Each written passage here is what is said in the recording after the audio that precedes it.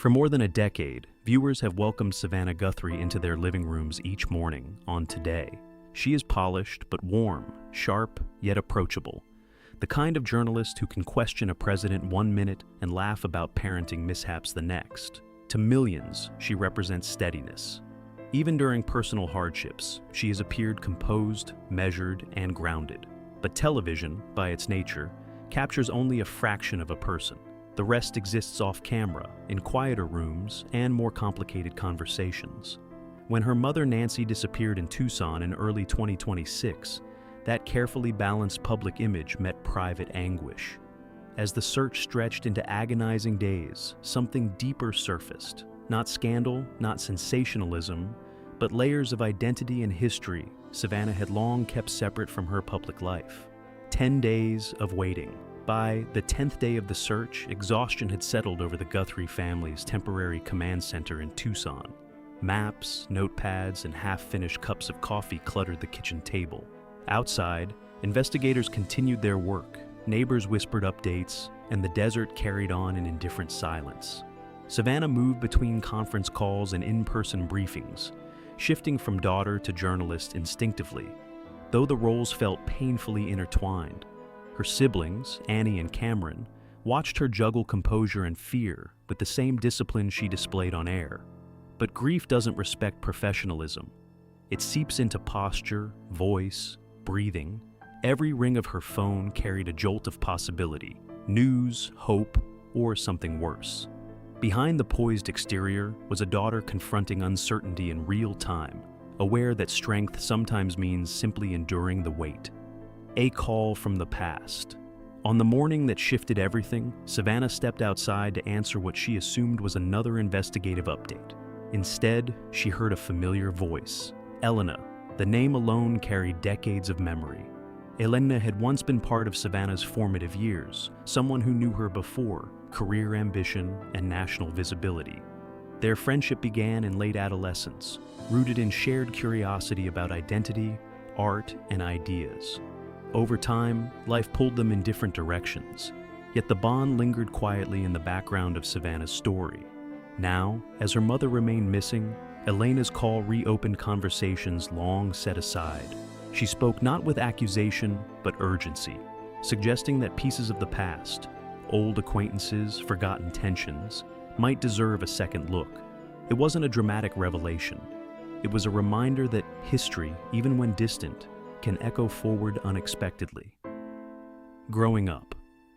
Under expectation, Savannah's teenage years in Tucson were shaped by both love and pressure. Nancy, widowed young, raised her children with fierce devotion and high expectations. Strength was not optional, it was survival. For Savannah, excelling academically and pursuing ambitious goals felt like both gratitude and obligation.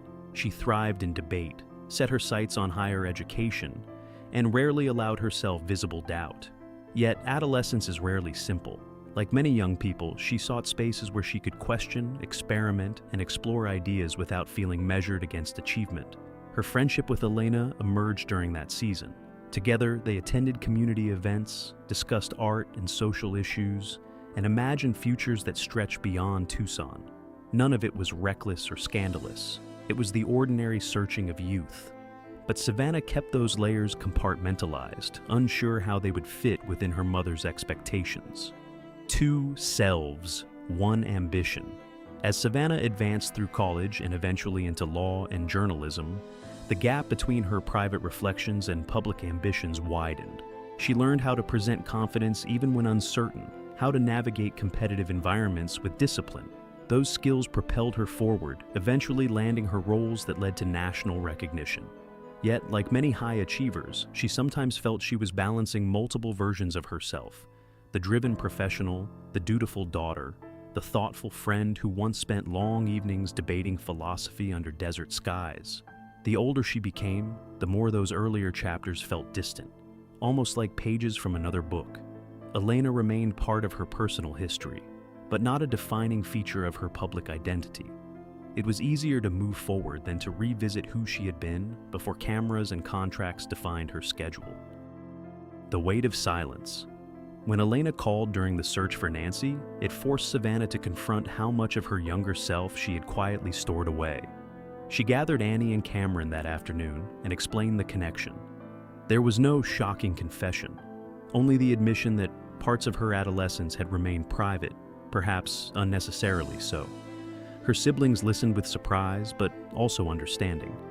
Families often discover that the people they grew up beside carried thoughts and friendships they never fully shared. Savannah's choice to compartmentalize had been less about deception and more about protection, of her ambitions, of her mother's expectations, of her own uncertainty. Yet, in a moment of crisis, even old silences can feel heavy. The conversation was emotional but grounding. It reminded them that complexity does not equal betrayal. It simply reflects being human, revisiting old names and old fears. Elena mentioned individuals from decades earlier, people involved in community activism during their youth. Some had moved away, others faded from memory. One name surfaced repeatedly: Ricky Torres, a volatile participant in those early circles. Years ago, tensions had flared during a protest, leaving lingering resentment. No concrete evidence tied him to Nancy's disappearance, but investigators agreed to revisit old records as a precaution. It was not about reviving drama. It was about following every thread responsibly. Savannah cooperated fully, determined that no detail, no matter how dated, be ignored. The possibility that past associations might intersect with present danger weighed heavily on her. Still, law enforcement emphasized patience and careful verification. In moments of fear, speculation can outrun fact. Savannah understood that better than most. She urged her family to remain grounded in evidence rather than anxiety. Sisters and brothers in the same storm. That evening, the three siblings sat together without cameras, without agents, without the outside world pressing in. Annie reached for Savannah's hand, reminding her that none of them had lived perfectly transparent lives. Cameron admitted he too had chapters he rarely discussed. The realization brought unexpected comfort. Their mother had taught them resilience, but she had also modeled quiet endurance, sometimes to a fault. Now they saw that each of them had interpreted that lesson differently. Savannah's secrecy had not been rebellion. It had been self-preservation. Annie's openness had been her own coping strategy. Cameron's humor had masked his fears. They laughed softly at the irony. The family built on strength was finally learning the value of vulnerability. In that shared honesty, something eased. Whatever the investigation revealed, they would face it together. Facing Elena. Again. When Elena arrived in Tucson to speak with investigators, the reunion was understated. Time had marked them both. Gray streaks, fine lines, quieter energy. But familiarity lingered. They hugged briefly, aware that circumstances were far from nostalgic. Elena handed over old photographs and notes that might help establish timelines or connections. There was no dramatic confrontation, only mutual concern for Nancy's safety. After questioning, Elena stepped outside with Savannah. "You don't have to carry everything alone," she said gently. It was not a declaration of rekindled romance or unfinished drama. It was an acknowledgement that adulthood often means integrating the selves we once kept separate. Savannah listened, realizing that the girl she once was and the woman she had become did not have to exist in conflict. Both belonged to her story. Strength without the mask. As the sun dipped behind the Tucson mountains, Savannah stood quietly on the porch. The desert air cooled, carrying both uncertainty and resolve. Her mother was still missing and answers remained elusive.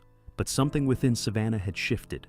The image of perfection she once guarded so carefully felt less necessary now. She could be accomplished and uncertain, composed and grieving, proud daughter and questioning individual all at once. The search would continue methodically, guided by evidence rather than fear. And whatever the outcome, Savannah understood that authenticity might be the truest inheritance her mother gave her. Strength did not require silence. It required honesty. In facing her past without spectacle or denial, she took one step closer to that truth, hoping, above all, that it would lead them back to Nancy.